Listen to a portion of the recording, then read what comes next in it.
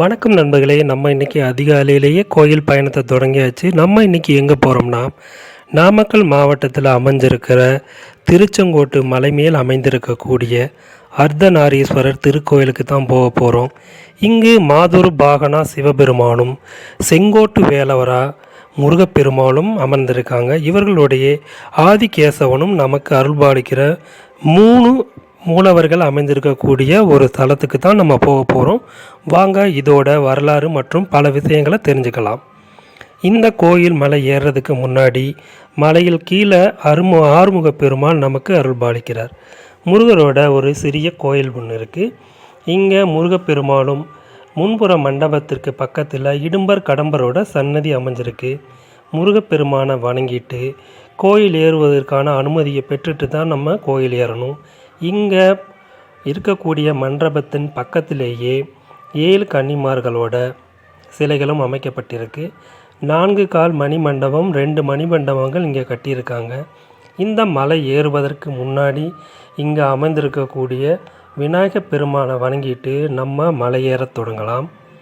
இந்த மலையானது 1200 படிகளை கொண்ட ஒரு மலை. இதில் நிறைய மண்டபங்கள் இருக்குது. 10 மண்டபங்கள் பல்வேறு காலகட்டங்களில் பல்வேறு கொடையாளர்களால் கட்டப்பட்டிருக்கு. பல அரசர்களாலும் பாளையக்காரர்களாலும் இங்கே இருந்த காங்கேயர்களாலும் கட்டப்பட்டிருக்கு. கண்ணன் குலத்தோர் என்று சொல்லக்கூடிய நாடார்களாலும் மண்டபங்கள் கட்டப்பட்டிருக்கு. அங்கு வாழ்ந்த கோயில் தாசிகளாலும் இங்கே இருக்கக்கூடிய மண்டபமானது கட்டப்பட்டிருக்கு.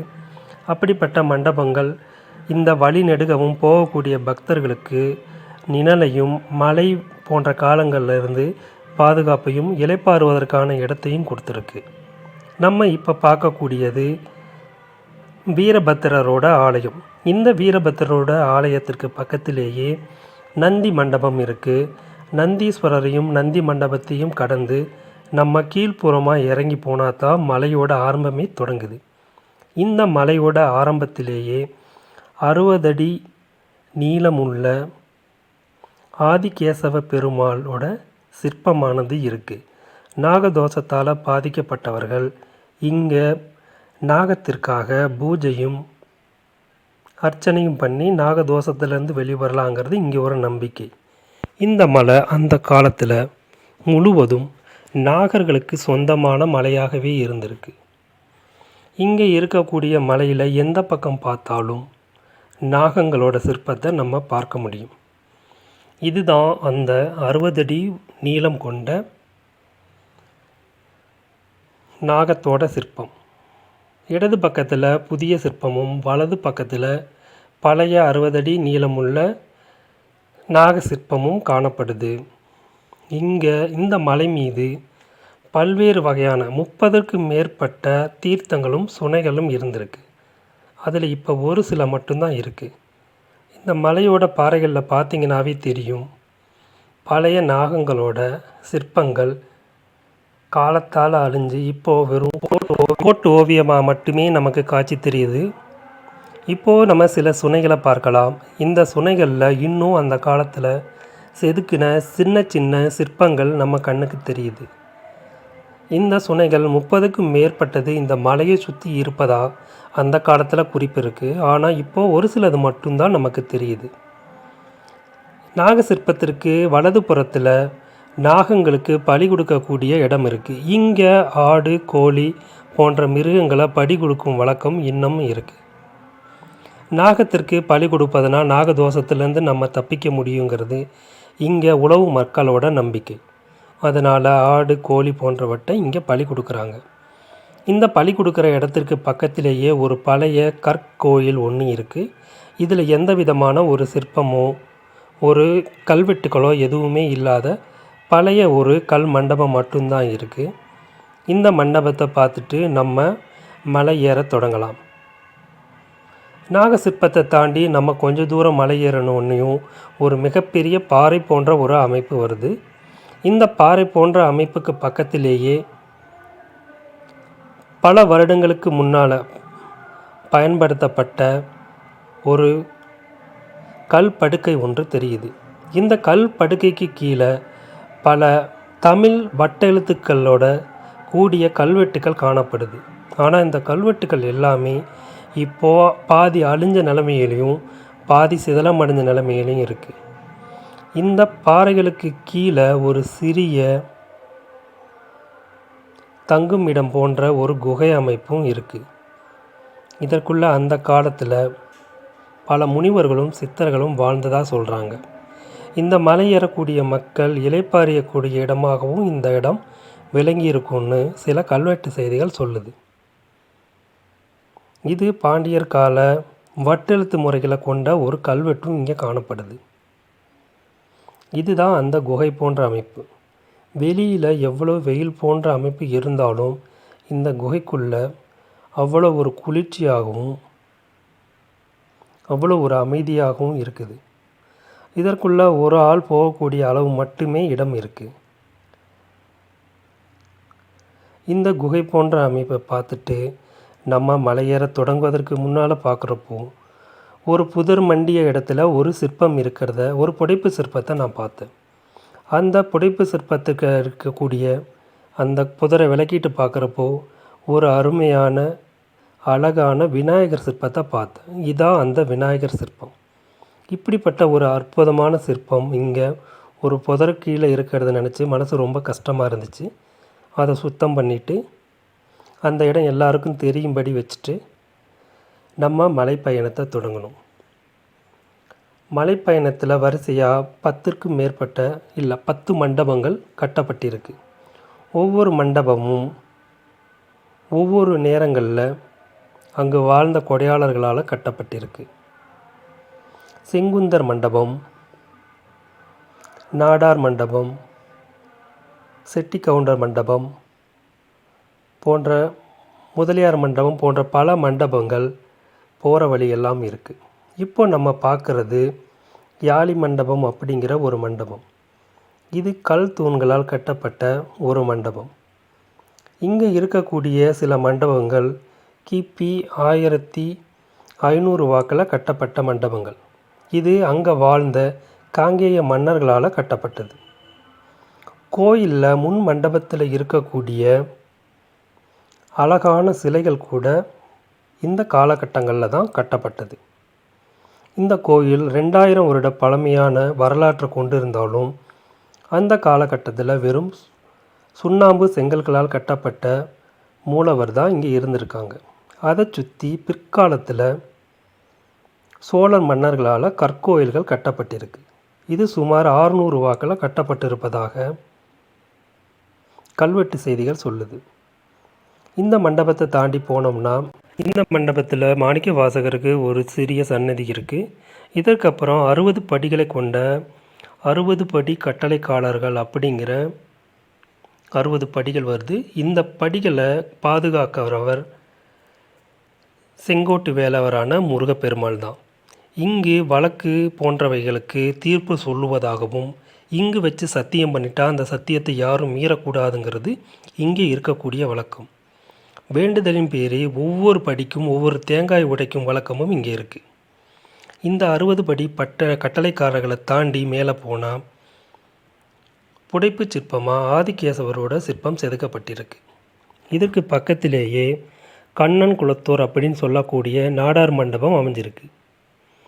இந்த கல் மண்டபத்தின் உள்புறத்தில் விநாயகரோட சிற்பமும் முருகப்பெருமாள் மற்றும் வெள்ளி தெய்வானையோடு அமர்ந்த சிற்பமும் காணப்படுது. இங்கு காணப்படுற பல சிற்பங்கள் பல காலகட்டங்களில் செதுக்கப்பட்டது. இந்த மண்டபத்தின் வெளிப்புறத்தில் ஒரு பக்கம் ஆஞ்சநேயரோட சிற்பமும் செதுக்கப்பட்டிருக்கு. இந்த மண்டபத்திற்கு வெளியே வந்தோம்னா அங்கு விநாயகரோட சிற்பமும் நாகங்களோட சிற்பமும் செதுக்கப்பட்டிருக்கு. இந்த கோயிலோட பல பகுதிகளில் நாகங்களோட சிற்பம் காணப்படுவது இந்த கோயில் நாகர்களுக்கு சொந்தமானது என்பதை தெளிவாக காட்டும் வண்ணமே அமைஞ்சிருக்கு. இப்போது இந்த சிற்பங்கள் எல்லாத்தையும் பார்த்து வணங்கிட்டு நம்ம மலையேற தொடங்கலாம். இன்னும் நம்ம மலையோட உச்சிக்கு இவ்வளோ தூரம் ஏற வேண்டியது இருக்குது. இதை தாண்டி வந்தோம்னா ஒரு சிறிய கிருஷ்ணர் உருண்டை அப்படின்னு சொல்லப்படக்கூடிய ஒரு பாறையின் கீழே ஒரு அழகிய சுனை ஒன்று இருக்குது. இந்த சுனையை செப்பனிட்டு தந்தவர்களோட சிற்பங்கள் இங்கு செதுக்கப்பட்டிருக்கு. இந்த பாறையின் மேலே சிவலிங்கத்தோட பழைய சிதலமடைஞ்ச ஒரு சிற்பமும் காணப்படுது. அதை உத்து பார்த்தா தான் நமக்கு தெரியும். இதையும் பார்த்துட்டு நம்ம படியேற தொடங்கலாம். இந்த மலையானது சுமார் 1200 படிகளை கொண்ட ஒரு செங்குத்தான மலை. இதற்கு அப்புறம் நம்ம மறுபடியும் 360 படிகள் தாண்டி போனால் உச்சி பிள்ளையார் அப்படின்னு அழைக்கக்கூடிய மற்றொரு சிவ ஸ்தலத்துக்கு போகலாம். இங்கே இருக்கக்கூடியதிலே மிகப்பெரிய மண்டபம் இந்த இலைப்பாற்றி மண்டபம்தான். இந்த மண்டபத்தில் ஒரு புறம் விநாயகருக்கு ஒரு சிறிய ஆலயம் ஒன்று அமைச்சிருக்காங்க. இந்த மண்டபத்திற்கு பக்கத்திலேயே ஒரு அற்புதமான சுனை ஒன்று இருக்குது. பாபநாச சுனை அப்படின்னு இந்த சுனையை சொல்கிறாங்க. அந்த காலத்தில் இந்த சுனையில் நீராடினாலோ மற்றும் இதோட நீரை தலையில் தெளித்தாலோ இருக்கக்கூடிய அத்தனை பாவங்களும் தீருங்கிறது இங்கே இருக்கக்கூடிய ஐதீகம். இந்த மண்டபத்தை தாண்டின கொஞ்ச நேரத்திலேயே சிறிது தூரத்திலேயே அர்த்தநாரீஸ்வரரோட ராஜகோபுரம் தெரியுது. கோயிலின் வெளிப்புறத்தில் ஒரு பெரிய ஆலயமணியும் முற்காலத்தில் பயன்படுத்தின ஒரு பெரிய சகண்டியும் வச்சுருக்காங்க. இதுக்கு ஆலய வழிபாட்டின் போது ஒலிக்கும்படியாக இங்கே அமைக்கப்பட்டிருக்கு. இங்கிருந்து திருச்செங்கோடை பார்க்குறப்போ அவ்வளோ ஒரு அற்புதமான ஒரு காட்சியாக இருக்குது. அதை நீங்களும் பார்த்து ரசிங்க. இந்த திருச்செங்கோட்டு கழுகு பார்வையை பார்த்துக்கிட்டு நம்ம அர்த்தநாரீஸ்வரர் கோயிலை முழுவதுமாக பார்க்கலாம். இங்கே அர்த்தநாரீஸ்வரர் கோயிலில் மூலவர் அர்த்தநாரீஸ்வரர், அம்மன் பாகம்பிரிய. இங்கே அம்மனும் மூலவரும் ஒரே சிற்பத்தில். இங்கே இருப்பது சிற்பம் இல்லை, நவபாசானத்தால் செய்யப்பட்ட ஒரு பொருள் அப்படிங்கிறத இங்கே இருக்க கல்வெட்டுக்கள் சொல்லுது.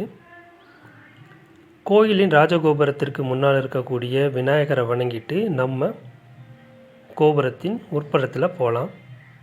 கோயிலோட நுழைவாயில் அழகான கல் வேலைப்பாடுகளோடையே இந்த கோயில் ராயகோபுரம் தொடங்குது. ராயகோபுரத்தை தாண்டி பிரம்மாண்டமான கதவுகளும் இங்கு செய்யப்பட்டிருக்கு. இந்த பிரம்மாண்டமான கல் வேலைப்பாடுகளை பார்த்துக்கிட்டு நம்ம கோயிலுக்குள்ளே போகலாம். இந்த கோயில் வித்தியாசமான முறையில் 20 படிகள் கீழே இறங்கி போகும் வண்ணத்திலே அமைக்கப்பட்டிருக்கு. இந்த கோயிலில் இருக்கக்கூடிய தீர்த்தம் தேவ தீர்த்தம். இந்த தீர்த்தம் மூலவரோட காலுக்கு பக்கத்தில் இருந்து சுரக்கும் சொட்டு சொட்டு நீர்களால் கிடைக்கப்பெறும். இது பௌர்ணமி அன்னைக்கு அபிஷேக நீராக பக்தர்களுக்கு கொடுப்பதாக இங்கே சொல்கிறாங்க. இந்த கோயிலில் பல தீர்த்தங்கள் இருந்தாலும் பாபநாச தீர்த்தம், தேவ தீர்த்தம், நாக தீர்த்தம், குமர தீர்த்தம் போன்றவை நம்ம பார்வைக்கு தெரியும்படியாக இருக்குது. இந்த கோயிலோட ஸ்தல விருட்சம் இலுப்பை மரம். இந்த கோயிலோட உள்புறத்தில் நம்ம இறங்கின உடனே ஒரு புடைப்பு சிற்பமாக ஸ்ரீ விநாயகர் தெரிகிறாரு. அந்த விநாயகரை வணங்கிட்டு நம்ம பார்க்க போகிற மிக பிரம்மாண்டமாகவும் மிக அழகுறவும் செதுக்கப்பட்ட யாழி மற்றும் குதிரை மேல் அமர்ந்திருக்கும் ஒற்றை தூண்களோடு அமைந்த இந்த மண்டபம்தான். இந்த மண்டபம் காங்கேயர்களால் கட்டப்பட்டது. இது கிபி 1500 1569 அந்த நாட்களில் கட்டப்பட்ட ஒரு மண்டபம். இங்கே இருக்க கற்கோயில் கிபி 600 வாக்கில் சோழ மன்னர்களால் கட்டப்பட்டது. அதற்கு பின்னால் வந்த ஒவ்வொரு அரசர்களும் அங்கு இருக்கக்கூடிய செல்வந்தர்களாலும் மற்ற பகுதிகள் கட்டப்பட்டிருக்கு. இந்த யாழி குதிரை போன்ற சிற்பங்களை பார்த்தோம்னா அவ்வளோ ஒரு தத்ரூபமாக செதுக்கப்பட்ட ஒரு சிற்பங்கள் தான். இங்கே இருக்கக்கூடிய ஒவ்வொரு சிற்பங்களும் அவ்வளோ நுணுக்கமாகவும் அவ்வளோ தெளிவாகவும் செதுக்கப்பட்டிருக்கு. செங்குட்டு வேலுவரோட சன்னதிக்கு முன்னால் இருக்கக்கூடிய பல்வேறு சிற்பங்கள் உலக ஆச்சரியமாக இருக்கக்கூடிய சிற்பங்கள்லாம் இருக்குது. அதை நம்ம பின்னாடி பார்க்கலாம். இங்கே இந்த மண்டபத்திலிருந்து நம்ம முதலில் போய் பார்க்கக்கூடியது செங்கோட்டு வேலவரோட சன்னதி தான். ஆனால் இங்கே முதல்ல மூலவராக இருப்பது அர்த்தநாரீஸ்வரர். இவர் மேற்கு புறம் பார்த்து அமர்ந்திருக்கார். செங்கோட்டு வேலவரோட சன்னதியை தாண்டி போய் தான் நம்ம அர்த்தநாரீஸ்வரரை பார்க்க முடியும். அர்த்தநாரீஸ்வரர் சன்னதிக்கு நேர திறப்புகள் இல்லை. அதற்கு பதிலாக 9 கண்களை உடைய ஜன்னல்கள் மட்டும்தான் இருக்குது. அர்த்தநாரீஸ்வரரை நம்ம தரிசனம் பண்ணிவிட்டு செங்கோட்டு வேலுவரை அடுத்து நம்ம தரிசனம் பண்ணலாம். 2 மூலவருக்கும் தனித்தனியாக சன்னதிகள் அமைஞ்சிருக்கு. இங்கே இருக்க செங்கோட்டு வேலவர் அப்பர், சுந்தரர், மாணிக்கவாசகர் போன்றவர்களால் பாடப்பட்ட சிறப்பு பெற்றவர். செங்கோட்டு வேலவரோட கையில் இருக்கிறது கல்லாலான வேலை கையில் ஏந்தி இங்கே தரிசனம் தர்றாரு. செங்கோட்டு வேலவரை காண்பதற்கே கண்கோடி வேண்டும் அப்படின்னு பல்வேறு புலவர்களும் பாடியிருக்காங்க. செங்கோட்டு வேலவரையும் தரிசனம் பண்ணிவிட்டு கோயிலை சுற்று கோயில்களையும் மற்றும் உள்பிரகாரங்களில் இருக்கக்கூடிய மற்ற கோயில்களை நம்ம பார்க்கலாம்.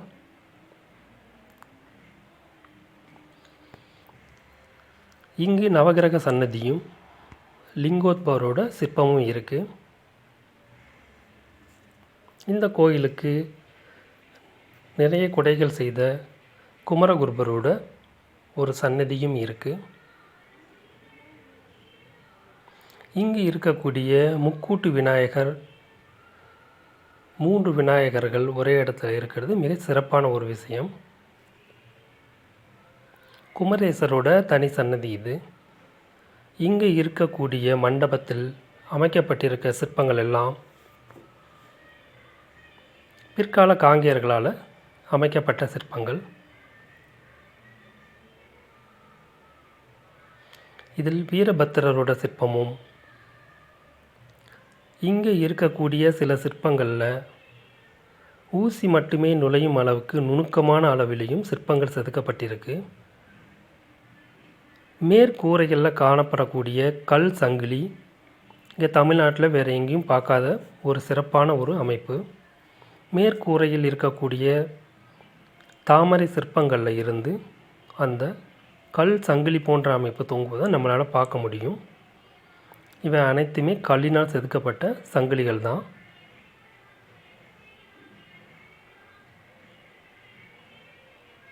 ஒரு காலை தூக்கி கீழே விழுந்த தன்னுடைய காதணியை எடுக்கும் ஒரு நடன மங்கையோட சிற்பம். வீரபத்திரரோட சிற்பமும் அங்கே இருக்குது.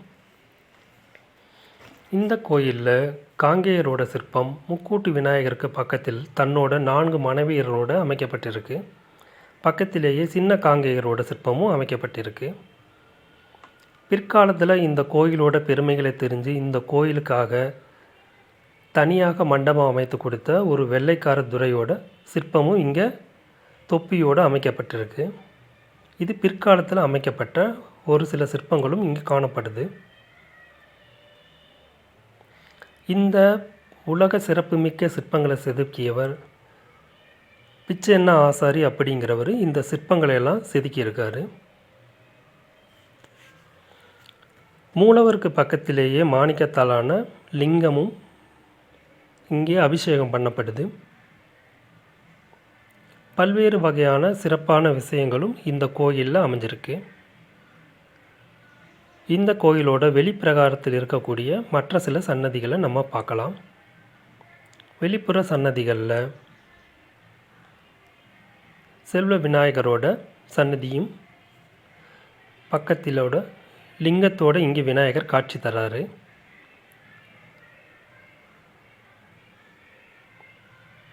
ஆதிகேசவ பெருமாள் தனி சன்னதியில் இருக்கார். இந்த கோயிலில் 3 மூலவர்கள் இருக்காங்க. இது ஆதிகேசவரோட சன்னதி. ஆதிகேசவரோட சன்னதிக்கு பக்கத்திலேயே காசி விஸ்வநாதரோட சன்னதியும் இருக்குது.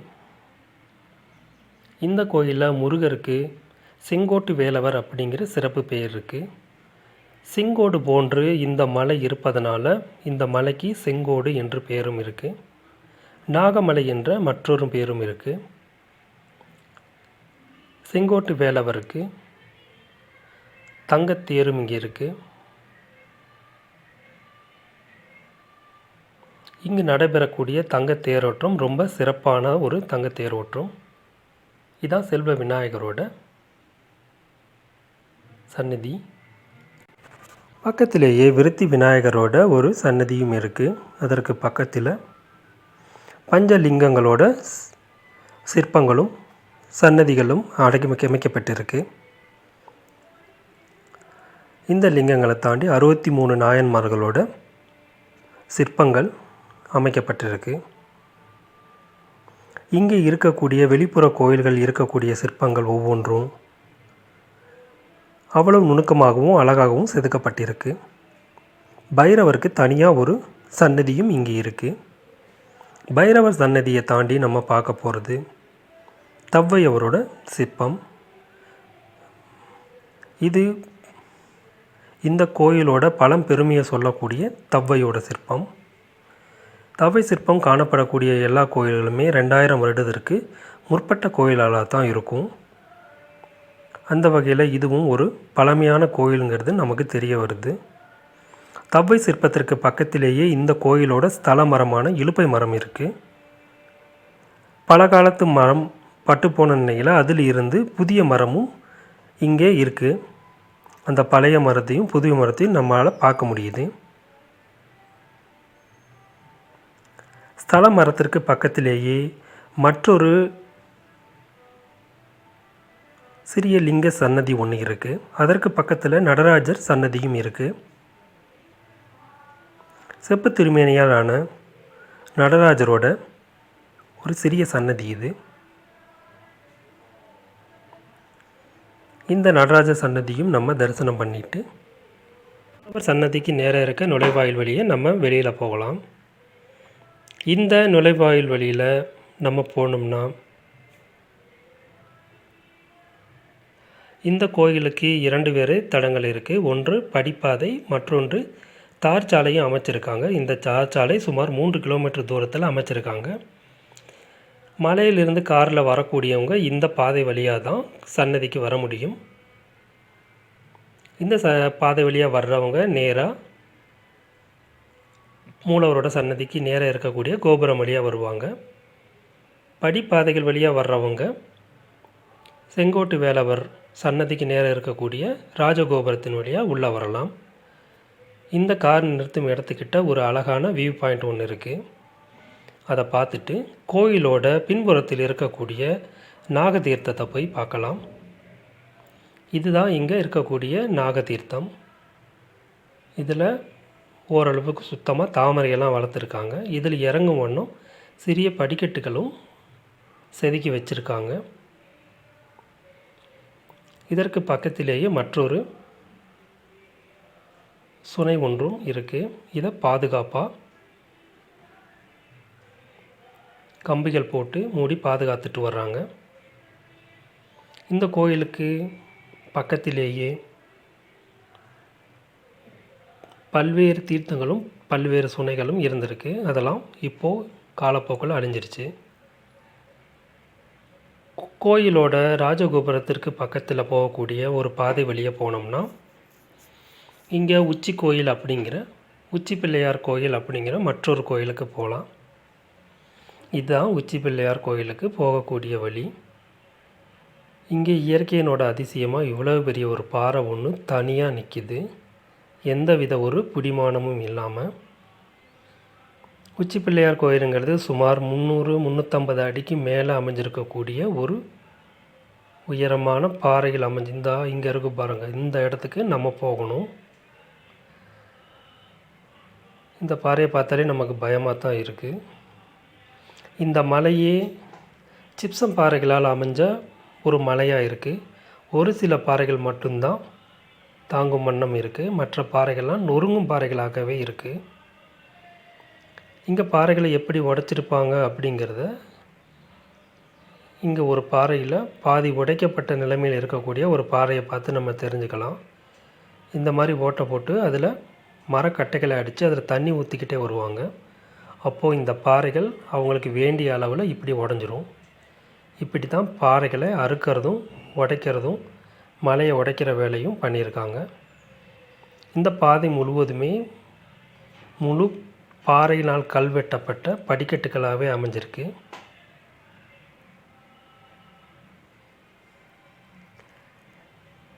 இந்த மலைக்கு போகிற வழியிலேயே ஒரு சித்தரோட ஒரு தனி சன்னதி ஒன்று இருக்குது. இதோட ஒரு பகுதி பாறையினால் மூடப்பட்டு மறுபகுதி கல் தூண்களாலும் கட்டப்பட்ட ஒரு அழகிய ஒரு சிறிய சித்தர் கோயில் ஒன்று இருக்குது. அதையும் தரிசனம் பண்ணிவிட்டு நம்ம உச்சி கோயிலுக்கு போக தொடங்கலாம். உச்சி கோயிலுக்கு போகிற வழியில் பல்வேறு சிறப்பான விஷயங்கள் இருக்குதுன்னு சொன்னாங்க. அது என்னங்கிறத பார்ப்போம். கொஞ்ச தூரத்திலேயே அந்த பாறை முடிஞ்சு விட்டு கரடு முரடான மலைப்பாதை தொடங்குது. இங்கே இருக்கக்கூடிய இந்த கம்பிகளை பிடிச்சி தான் மலைக்கு மேலே போகிறபடி இருக்குது. இங்கே போவதற்கு முறையான பாதைகள் கிடையாது. இந்த கரடு முரடான பாதைகள் வழியில் தான் நம்ம போகணும். மலையில் கொஞ்சம் தூரம் வந்த உடனே நம்ம மாதுரு பாகன் அப்படிங்கிற பேருக்கு ஏற்ற மாதிரி இந்த மலை அமைஞ்சிருக்கிறதுனாலேயே இது அர்த்தநாரீஸ்வரர் மலைங்கிற பேர் பட்டுச்சு. ஒரு மலை சிவனாகவும் ஒரு மலை பார்வதியாகவும் பார்க்கப்படுது. அதில் நம்ம சிவன் மலையின் மேல் இருக்கோம். மற்றொரு பக்கம் தெரிகிறது பார்வதி மலை. அந்த மலைகளின் ஊடே பேருந்து வர்றதுக்கு எளிதாக பாதை அமைச்சிருக்காங்க. இந்த மலையோட பல்வேறு இடங்களில் நாகங்களோட சிற்பங்கள் தான் செதுக்கப்பட்டிருக்கு. சிறிய அளவிலிருந்து மிகப்பெரிய அளவு வரை சிற்பங்கள் செதுக்கப்பட்டிருக்கு. இந்த 2 மலை குன்றுக்கும் இடையில் இருக்கக்கூடிய பள்ளத்தாக்கு போன்ற பகுதி மிக ரம்மியமான ஒரு பகுதியாக இருக்குது. இங்கேருந்து அர்த்தநாரீஸ்வரர் கோயிலை நம்மளால் பார்க்க முடியுது. அவ்வளோ ஒரு அற்புதமான காட்சி. இந்த உச்சி கோயிலானது ஒரு மிகப்பெரிய பாறைக்கு மேலே அமைக்கப்பட்டிருக்கு. இது 2 பாறைகளுக்கு நடுவில் இருக்கக்கூடிய ஒரு சுனையை தாண்டி போகும் வண்ணம் அமைக்கப்பட்டிருக்கு. இது ஒரு மலை, இந்த பக்கம் இருக்கிறது இன்னொரு மலை. இப்போது இந்த மலையோட அடிவாரத்தில் இறங்கி மறுபடியும் மேலே நம்ம ஏற ஆரம்பிக்கணும். இங்கே இருக்கக்கூடிய ஒரு தீர்த்தம் மிக அற்புதமாக இருக்குது. இது குமர தீர்த்தம். அந்த குமர தீர்த்தம் அப்படிங்கிறதுக்கு சாட்சியாக பக்கத்திலேயே மயிலோடு கூடிய முருகப்பெருமானோட ஒரு புடைப்பு சிற்பமும் கல்வெட்டுகளும் காணப்படுது. இதுதான் அந்த முருகனோட சிற்பம். முருகருக்கு கீழே மயில் வாகனமும் தெரியுது.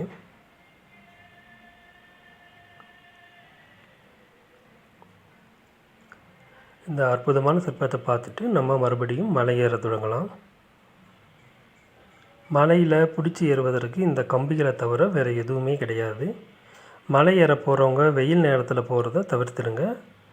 மழை காலங்களில் போகிறதையும் தவிர்த்துடுங்க.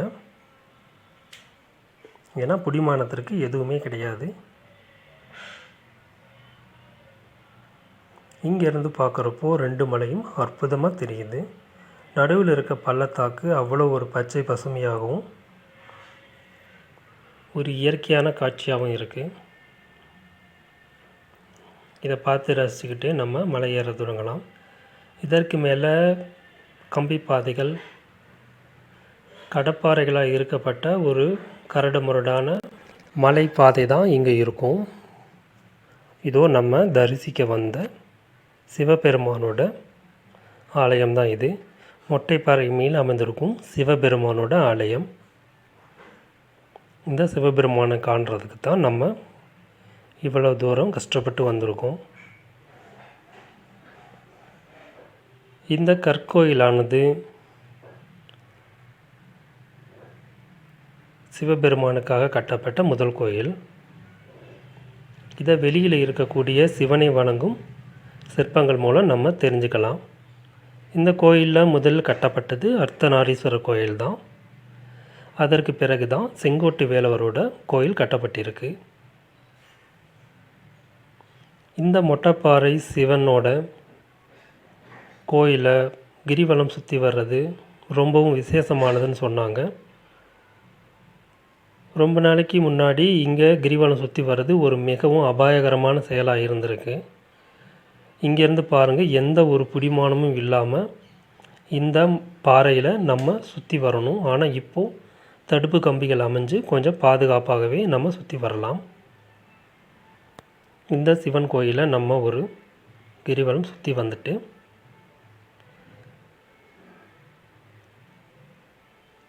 நம்ம பக்கத்தில் இருக்கக்கூடிய கார்த்திகை தீபம் ஏற்றும் இடத்தையும் பார்க்கலாம். இங்கேருந்து பார்க்குறப்போ இயற்கை காட்சிகள் ரொம்ப ரம்மியமாகவும் அற்புதமாகவும் தெரியுது. இந்த மலை அந்த காலத்தில் மிகப்பெரிய கோட்டைகளையும் பல மதில்களையும் கொண்ட ஒரு இடமாக கல்வெட்டில் சொல்லப்பட்டிருக்கு. ஆனால் அதற்கான எந்த ஒரு அடையாளமும் இப்போ எதுவுமே இல்லை. வெறும் மலை கோயிலும் சிவன் கோயிலும் மட்டும்தான், சில சுனைகளும் மட்டும்தான் இருக்குது. இந்த கோயிலில் ஒரு கிரிவலம் சுற்றி வந்துட்டு அந்த சிவனை வணங்கிட்டு கொஞ்ச நேரம் அமர்ந்திருந்துட்டு நம்ம பக்கத்தில் இருக்கக்கூடிய திருக்கார்த்திகை ஏற்றும் தீப மேடையை பார்க்கலாம். இந்த கோயிலுக்கு நேர் எதிர்த்தா போல் இருக்கக்கூடிய குன்றில் தான் திருக்கார்த்திகை தீபம் ஏற்றுறாங்க. இங்கேருந்து பார்க்குறப்போ அந்த இயற்கை காட்சிகள் அப்படி ஒரு அமைதியாகவும் ரம்மியமாகவும் இருக்குது. இங்கேருந்து சில படிகள் இறங்கி அடுத்த குன்றுக்கு போனோம்னா அங்கே திருக்கார்த்திகை ஏற்றும் மேடையும் திருக்கார்த்திகை ஏற்றும் குன்றும் இருக்குது. அங்கேருந்து நம்ம இயற்கை காட்சிகளை ரசிக்கும் வண்ணம் பாதுகாப்பு கம்பிகளும் சுற்றுவேலியும் அமைச்சிருக்காங்க. இந்த கம்பி வேலிகள் தற்சமயத்தில் தான் அமைக்கப்பட்டுருச்சு. முன்னாடி இங்கே போய் நிற்கதே ரொம்ப ஒரு சவாலான விஷயம்தான். இங்கேருந்து பார்க்கும் பொழுது இந்த இயற்கை காட்சி அவ்வளோ ஒரு அற்புதமான காட்சியாக இருக்குது. இந்த இயற்கை காட்சிகளை பார்த்த வண்ணமே அந்த சிவபெருமானையும் வணங்கிட்டு நம்ம மறுபடியும் மலை இறங்க தொடங்கலாம். இங்கே மலை இறங்கும் வழியில் நம்ம இன்னும் சில வித்தியாசமான இடங்களை பார்த்தோம். இந்த ஒரு மலையானது முழுவதும் யானை போலவே செதுக்க முற்பட்டிருக்காங்க. இது யானை வடிவத்தில் இல்லை, ஆனால் யானை வடிவத்தில் செதுக்கியிருக்காங்க ஒரு முழு மலையவே. அதை நம்ம இப்போ கூட பார்த்தால் தெரிஞ்சுக்க முடியும். அது இயற்கையான ஒரு அமைப்பு இல்லை, மனிதர்களால் செதுக்கப்பட்ட அமைப்பு தான். இந்த மலைக்கு பக்கவாட்டில் ஒரு பாதை ஒன்று போச்சு. அது வழியே போய் பார்க்க போகிறப்ப தான் ஒரு பிரம்மாண்டமான ஒரு இடம் ஒன்று தெரிஞ்சது. இங்கேருந்து ஒரு அற்புதமான ஒரு வியூ பாயிண்ட்டும் இருந்தது. இந்த பகுதியில் பாறைகள் எடுப்பதற்கு தகுந்ததாங்கிறத ஓட்டை போட்டு பார்த்துருக்காங்க. சிலை அமைப்பதற்கு அந்த பாறைகள் தகுந்ததாக இருக்காங்கிறத பார்ப்பாங்க. அப்படி பார்த்துருக்காங்க. இங்கேருந்து பார்க்குறப்போ உச்சி மலை கோயில் அற்புதமாக தெரிந்தது. பக்கத்திலேயே மிக பிரம்மாண்டமான 2 பாறைகளுக்கு இடையில் ஒரு குகை போன்ற அமைப்பு இருந்துச்சு.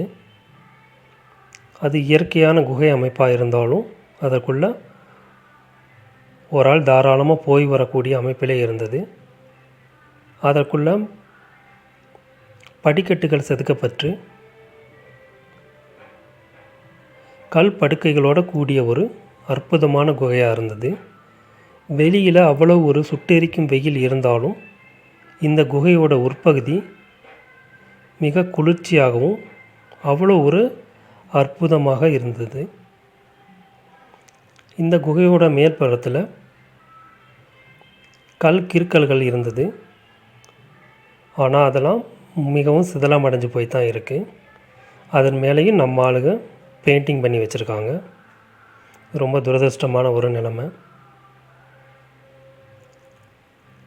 இந்த பாறையிலிருந்து வெளியில் வந்து பார்க்கும் பொழுது சுற்றுப்புறங்களை கண்காணிக்கும் வகையில் இந்த குகை அமைப்பு அமைக்கப்பட்டிருக்கு. இங்கிருந்தும் இந்த மலையை கண்காணிக்கும் வகையிலேயே இந்த குகை அமைப்பு இருக்குது. இப்படிப்பட்ட ஒரு மிக பிரம்மாண்டமான பாறையை ரெண்டாக உடைச்சிருக்காங்க. இந்த பாறையை உடைச்சதுக்கான இன்னும் தடயங்கள் கூட அந்த பாறைகளோட ஓரங்களில் இருக்குது. இந்த மாதிரி பாறைகளை உடைத்து தான் கல் கோயிலும் சிற்பங்களும் செய்கிறாங்க. இதில் ஆச்சரியமான விஷயம், இந்த கல் பாறைக்கு கீழே பண்டைய பாண்டியர்களோட மீன் முத்திரை ஒன்று நான் பார்த்தேன். இதுதான் அந்த பண்டைய பாண்டியர்களோட மீன் முத்திரை. இது இயற்கையானதில்லை, செதுக்கப்பட்ட ஒரு முத்திரை தான். இதை பார்க்குறப்ப அவ்வளோ ஆச்சரியமாக இருந்துச்சு. பக்கத்திலேயே பாறை உடைக்கப்படாமலும் இருந்த ஒரு பாறையும் இருந்தது. இதையெல்லாம் பார்த்துட்டு நம்ம மலை இறங்க தொடங்கினோம். இந்த பிரம்மாண்டமான பாறைகளும் அற்புதமான கோயில்களையும் பார்த்த மகிழ்ச்சியோட, சிவனை தரிசித்த ஒரு மன நிம்மதியோட இந்த வீடியோவை நம்ம முடிச்சுக்கிறோம். இங்கே இருக்கக்கூடிய இயற்கை காட்சிகளையும் மற்றும் சில புகைப்படங்களையும் உங்களுக்காக இணைக்கிறேன். இன்னும் இது போன்ற நல்ல நல்ல வீடியோக்கள் வரணும்னா நம்மளோட சேனலுக்கு தொடர்ந்து உங்களோட ஆதரவை கொடுங்கள். நன்றி நண்பர்களே. மற்றும் ஒரு வீடியோவை